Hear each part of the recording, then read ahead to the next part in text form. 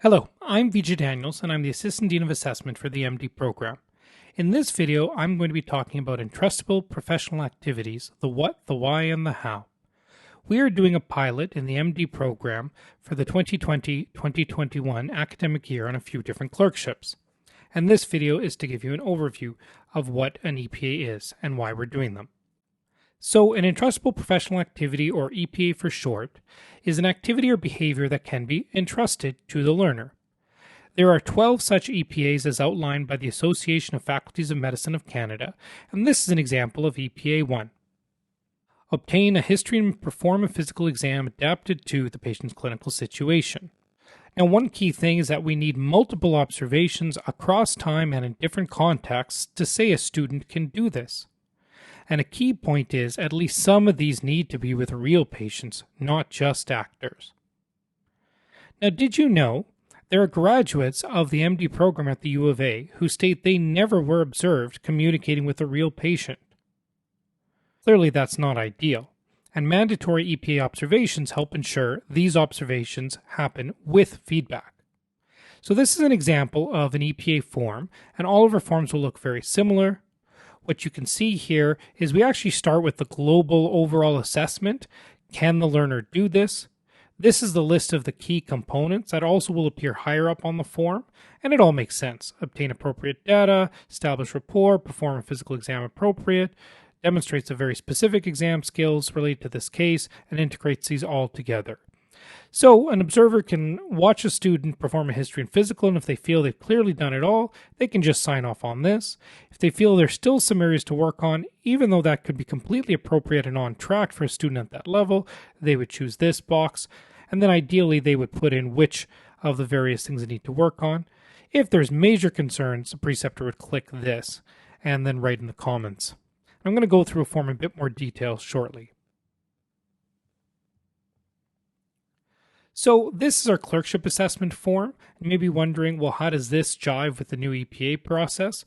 The key thing to remember is that this is more of a summative assessment in the sense that it sums up how things have been going on for a week or a few weeks at a time. As opposed to an EPA form is about performance on one case. Because we can have a student who's quite strong overall, but they're tripping up on a random case of heart failure here and there, and they do need that feedback on that one case, even though overall they're doing well. Vice versa, a student can choose EPA cases to their advantage, so it looks like they're doing quite well, but they've only chosen a few that they've done really well on, but globally they're still struggling and we need to help them. So another way to think of this is with the CanMEDS framework and what I would call the future state as I see it in our program.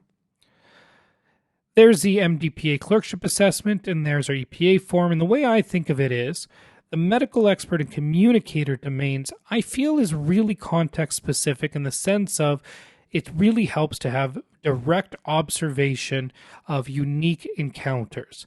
And that's probably more appropriate for an EPA form. As opposed to things like professionalism, again, you have to be professional in every case, so I can't just sign that off based on one or two encounters.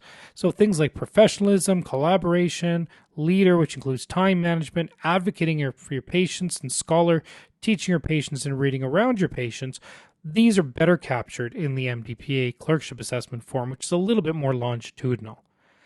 Now again, this is not black and white. We do still, as preceptors, comment on medical expert over the time with a student, as well as communication skills. But the idea is that these two are to complement each other.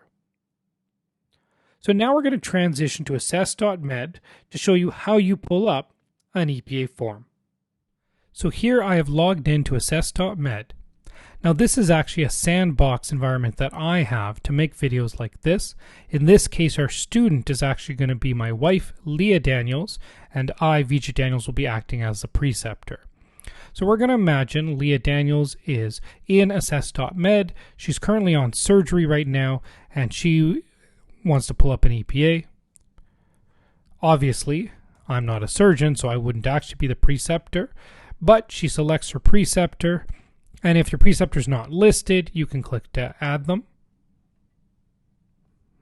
And to add them, you just need their name and an email address if they're not in the system, but most of our preceptors should be. This just confirms what the EPA is about.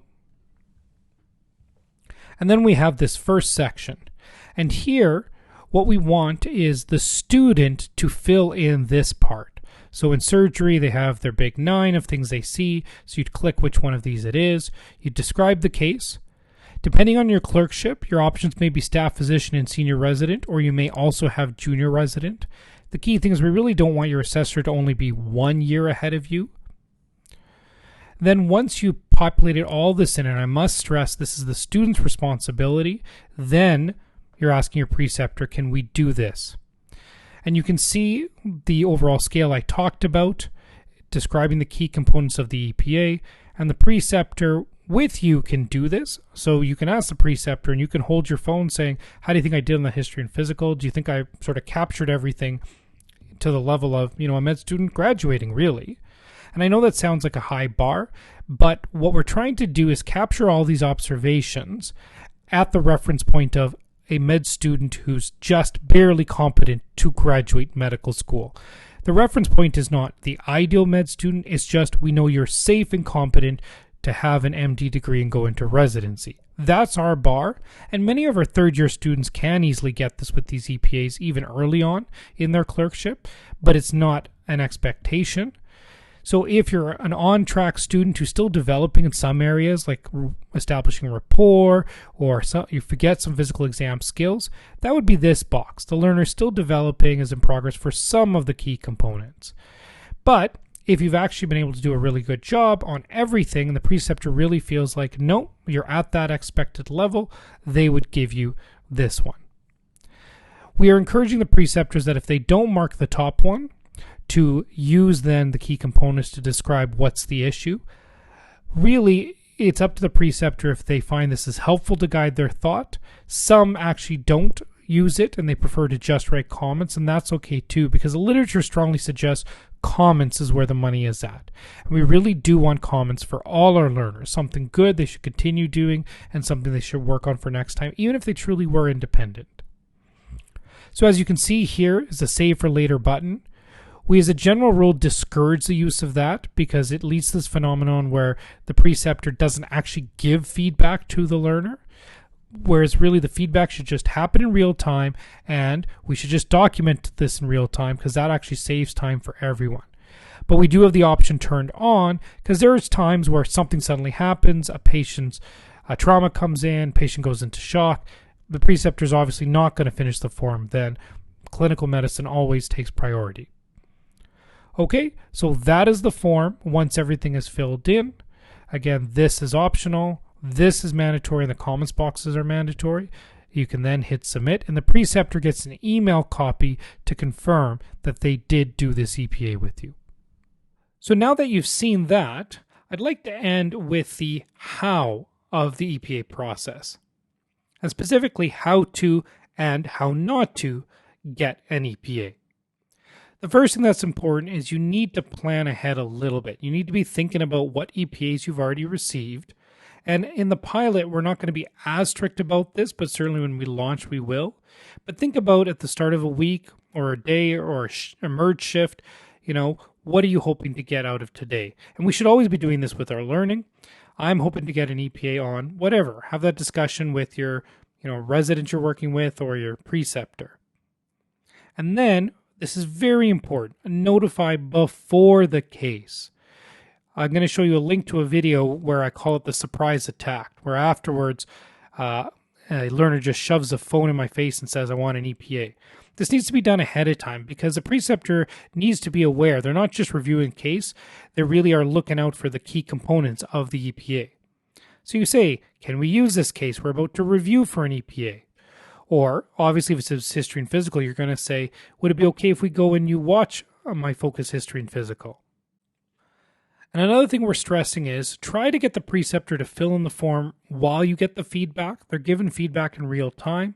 And even better is, because you as a learner is pulling up the form, you can start to populate the feedback for the preceptor, and then the preceptor can just sign off. And if you're not physically together or if something comes up and the preceptor has to run, we do have a save for later option depending on which clerkship you're in. So I want to end with this link. If you go to tinyurl.com/how to get an EPA, this is a video I made for postgrad, and it shows you 3 good ways to get an EPA and 2 less ideal ways. And there is quite a few humorous moments, so I hope you do enjoy that video. So if you have any questions about this new process, feel free to email me at vdaniels@ualberta.ca.